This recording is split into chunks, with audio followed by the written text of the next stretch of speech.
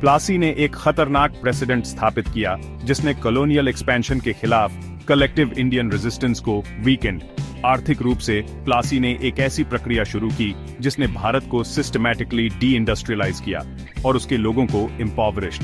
British control लेने से पहले भारत एक major manufacturing and exporting economy था जो अपने टेक्सटाइल्स के लिए प्रसिद्ध था। प्लासी के बाद ब्रिटिश नीतियों को भारत को ब्रिटिश उद्योगों के लिए supplier of cheap raw materials और तैयार ब्रिटिश सामानों के लिए एक captive market were designed to create.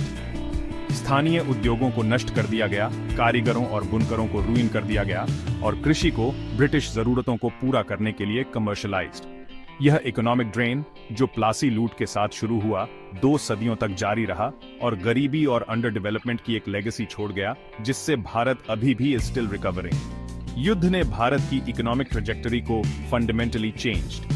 निष्कर्ष में प्लासी का युद्ध भारतीय इतिहास में एक वाटरशेड मूवमेंट है। यह ट्रेडिशनल सेंस में एक ग्रेट मिलिट्री विक्ट्री नहीं था बल्कि पॉलिटिकल इंट्रीग और ट्रेचरी की जीत थी। इसने भारत में ब्रिटिश साम्राज्य की laid the first brick in the foundation. 1757 का वर्ष मध्ययुगीन युग के अंत और कॉलोनियल पीरियड की शुरुआत को चिह्नित करता है। यह भारतीय स्वतंत्रता के नुकसान और a long and painful struggle for freedom की शुरुआत का प्रतीक है।